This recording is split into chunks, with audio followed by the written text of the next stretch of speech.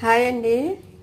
ఇదిగో కందులు చారు అండి చేస్తున్నా. ముందుగా కందులు నానబెట్టేసి ఇట్లా మెత్తగా ఉడకబెట్టేసానండి. ఇదిగో మనకి పులుపుకి సరిపడా చింతపండు నానబెట్టాను. ఇదిగండి ఇప్పుడు చారు చేస్తున్నా.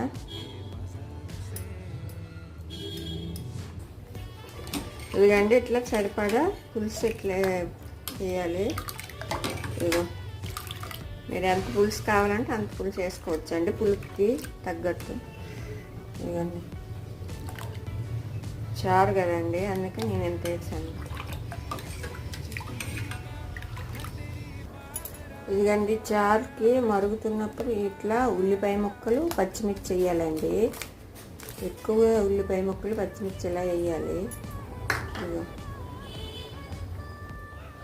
ఇదిగండి చారు ఇట్లా మరిగినప్పుడు పసుపు వేసుకోవాలి.